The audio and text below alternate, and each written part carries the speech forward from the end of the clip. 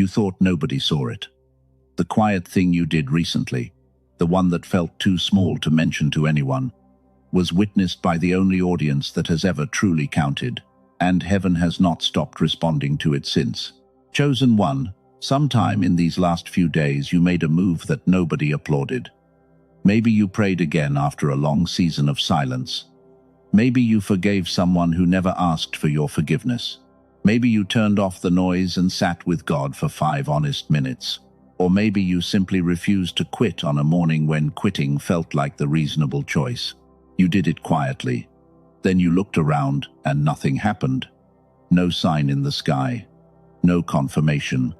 No sudden shift you could point to and say, "There." That was the answer.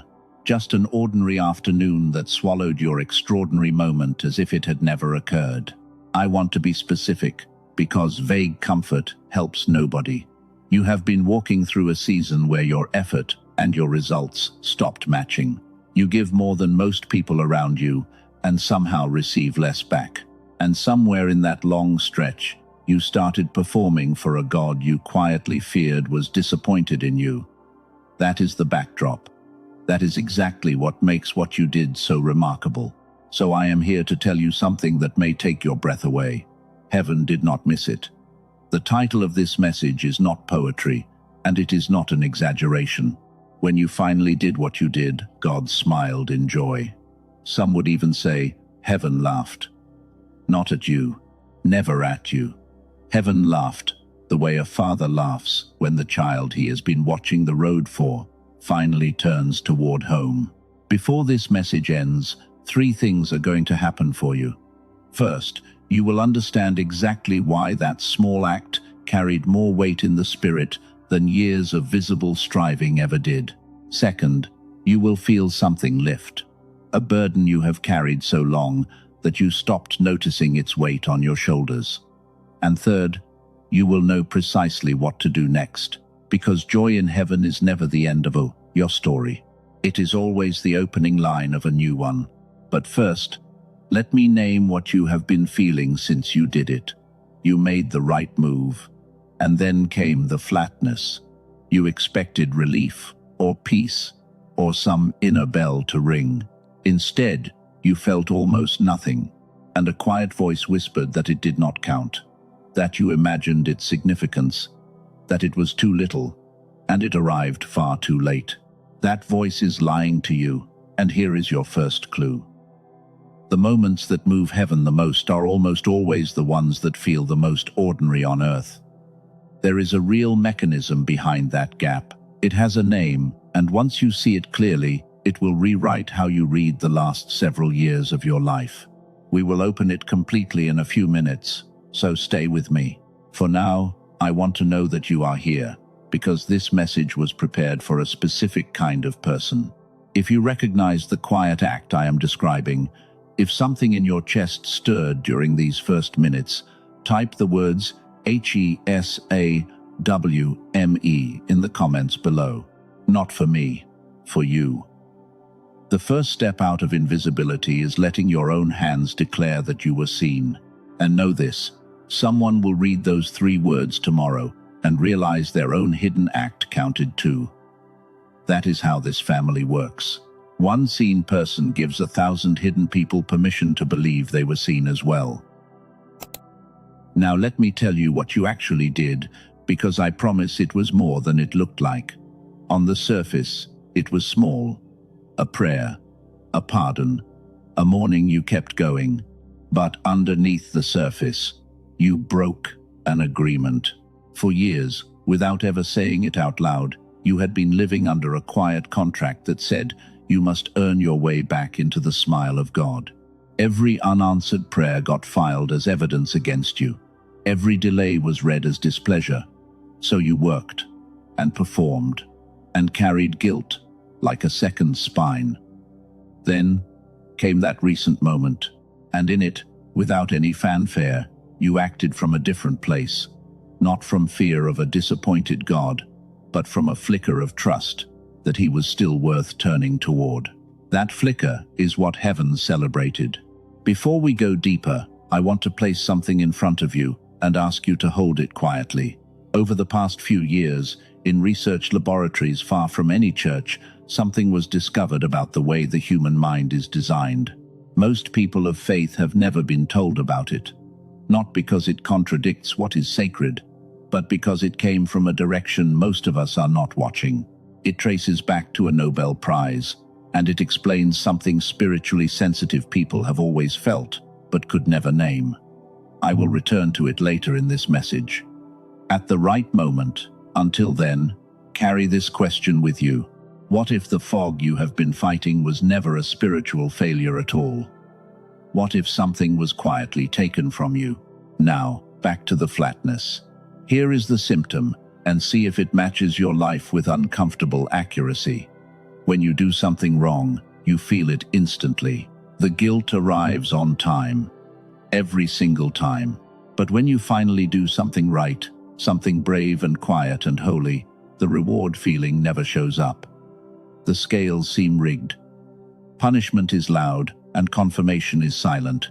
You have explained this to yourself in the cruelest possible way. You decided the silence means God is still not satisfied. That your yes was too small to register. Some of you have carried that interpretation for decades. It is wrong. It is not just wrong, it is completely backwards.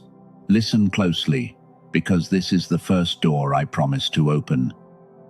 There is a pattern I have watched repeat in hundreds of lives, and I call it the quiet after obedience. When you act against an old fear, the old self does not applaud you.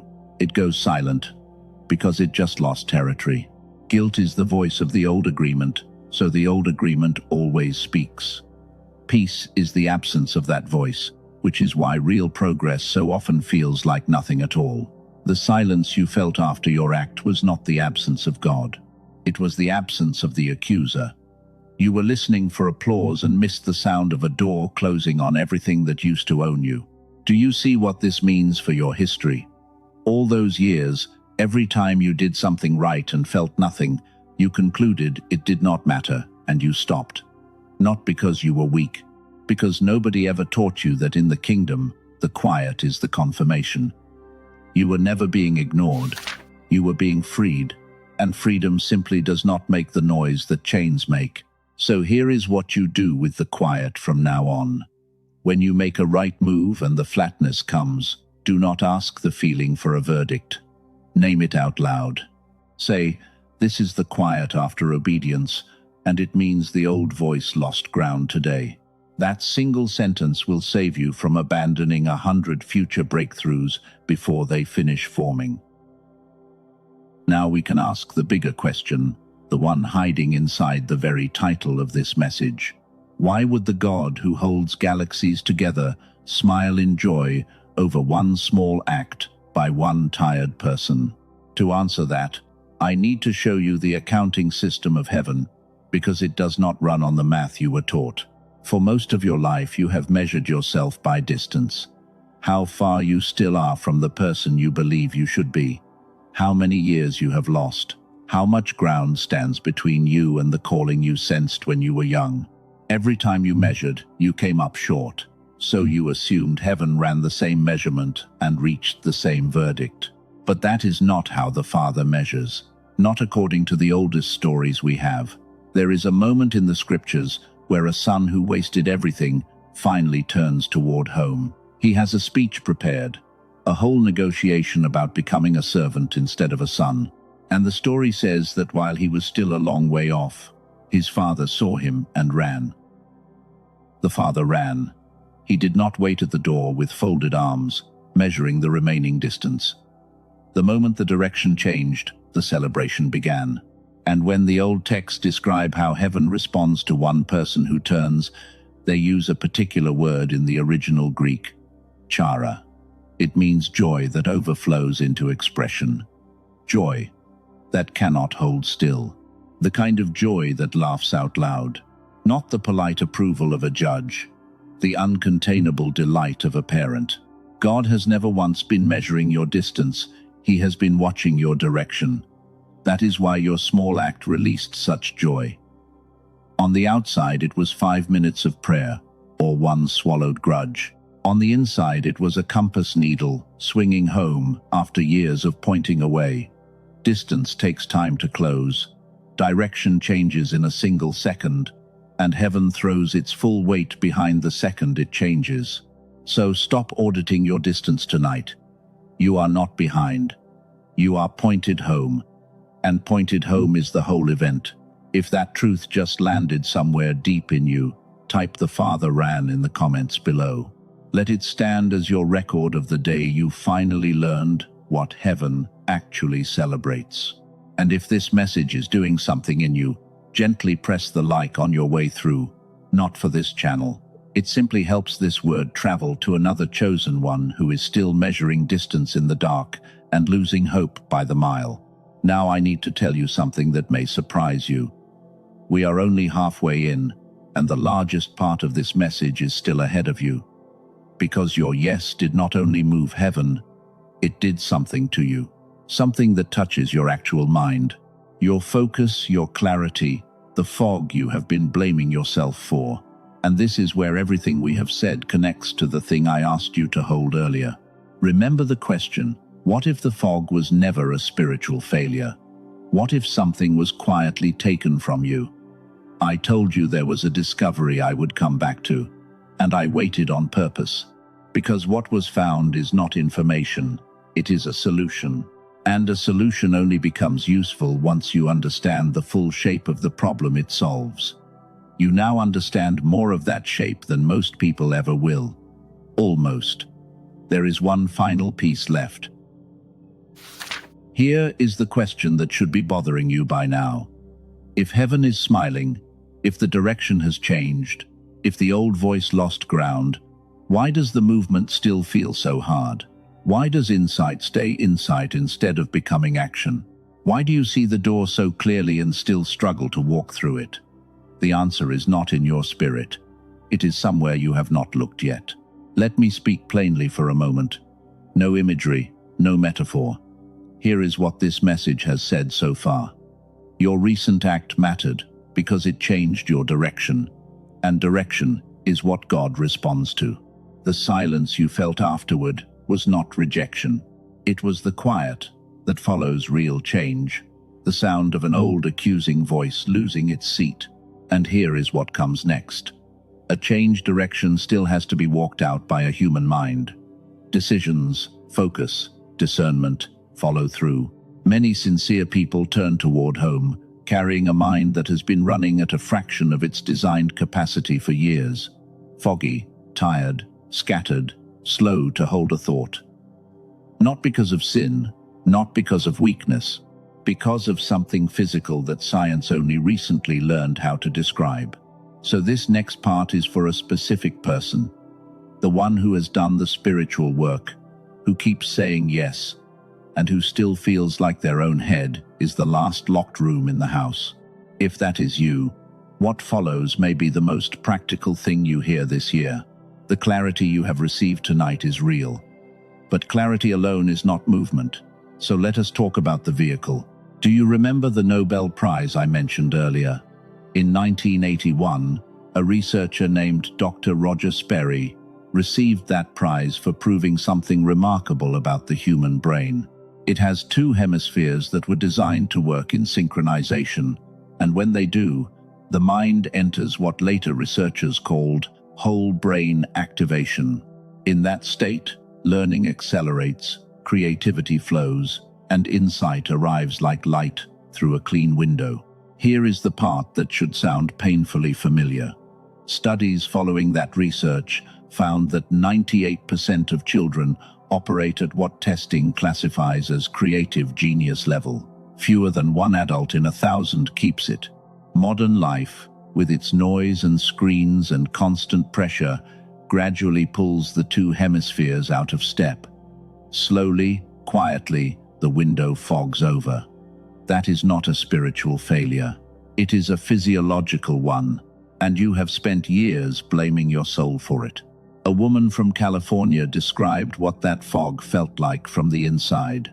She had tried everything her community offered. Prayer, journaling, every practice on the list. She believed the words but could not feel the reality behind them. not in her body, not in the texture of her days. Then, about 10 days after she found what I am about to describe, something cleared.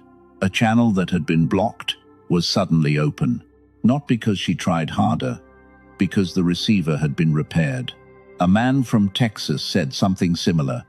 Years of holding life together for everyone around him, while his own inner world grew thin and distant. Prayer had started to feel like talking into a wall. 2 weeks in, he woke up and described his mind as finally running on everything it was supposed to run on. The fog that had been so constant, he stopped registering it as fog, was simply gone. That is because of what the team I am about to describe spent years building. A team of neuroscientists, led by Dr. Daniel Barone, a neurologist in New York City, took over an hour of clinical neural sync technology, the kind of whole brain activation protocol used in specialized medical settings, and refined it into an 8-minute targeted auditory sequence. 8 minutes a day, headphones on, eyes closed. That is the entire requirement. They call it the Genius Switch. It is not a meditation app and not a mood sound. It is engineered from the research line Dr. Sperry opened, built to reconnect the two hemispheres and restore the synchronized state that was your default as a child. If other listening tools did nothing for you, it is because most touch only a fraction of the picture. This works at the whole brain level, and a different mechanism produces a different category of result. And hear me carefully, because this is not for everyone. The Genius Switch is for the chosen one who understands that God prepared not only the promise, but also the mind that must walk into it.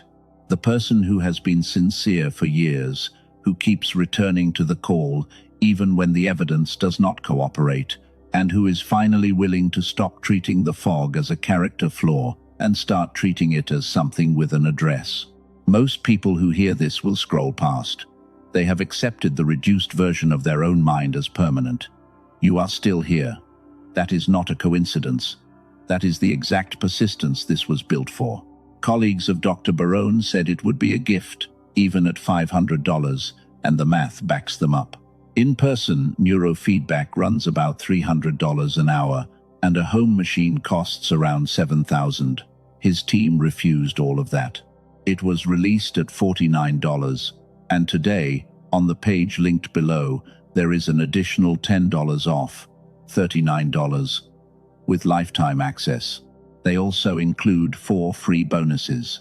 A guided visualization from a top-rated creator, a smart grocery guide that can save a family over $100 a month, a classic manifestation text more than a century old, and a beautiful print of the 5 habits that build an ideal future.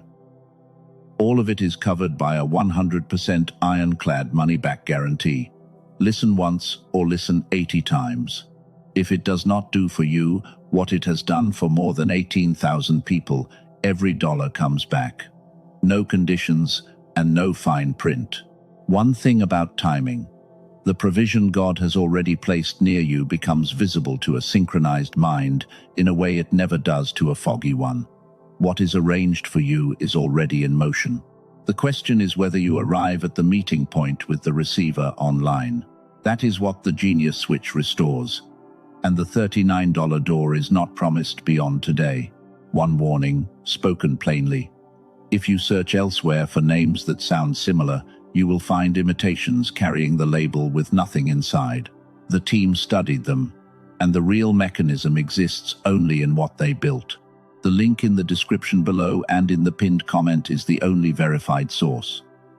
If your spirit resonates, go there when this message ends and read every detail before deciding. And let me say this with equal weight. The tool does not replace God. It does not surrender for you, and it does not obey for you. But a tool that restores the receiver gives what God is doing in you more of what it was designed to land in. If you are claiming a clear mind for this next season, type "I receive it" below as a declaration, not a wish. Before this message ends, I am going to speak something directly over your life, and I ask you not to leave before it is spoken. And for the one who felt something stir when the mind was mentioned, that door stays open in the description. Small steps taken with a clear mind have changed entire seasons. Now come with me, because I want you to see something before we close. Picture yourself 90 days from now. You wake up, and the first thought is not dread. The fog that used to sit behind your eyes has thinned and then gone. You read a few verses, and they do not slide off. They land, they connect, they speak. Watch yourself in the afternoon of that day. A decision arrives, the kind that used to circle your head for a week, and you feel the answer come quietly and act on it the same day. The people close to you notice something has shifted, though they cannot name it. You are not louder, you are clearer. And the assignments that once felt impossible now feel simply unfinished, waiting for your hands. Before I speak the final word over you, do this with me. Close your eyes if it is safe to do so, and take one slow breath. Now see the quiet act you did recently, the one nobody clapped for. See it resting in your open hands, like a small stone. Now watch what heaven saw. The stone begins to glow, because it was never a stone.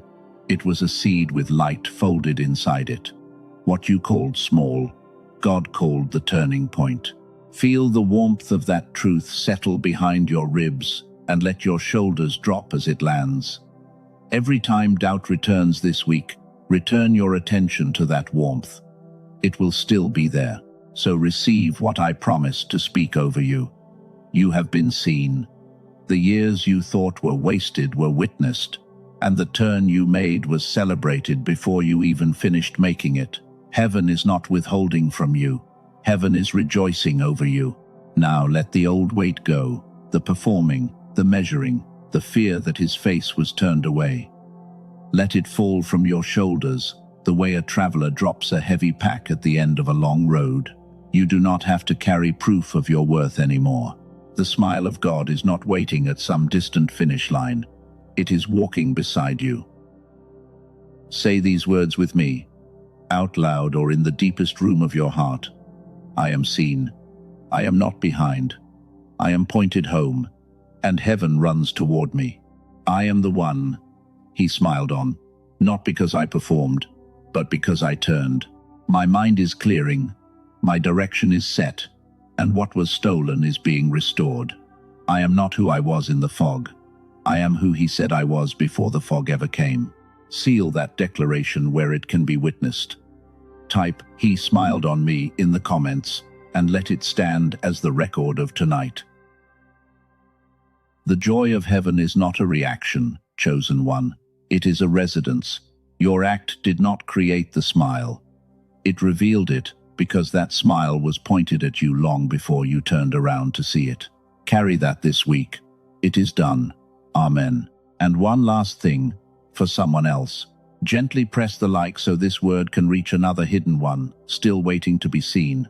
And join this family of chosen ones if you want to walk further together. Then think of one person carrying an unseen yes of their own, and send this to them. Sometimes the smile of God arrives through a friend who simply says, "I saw it too."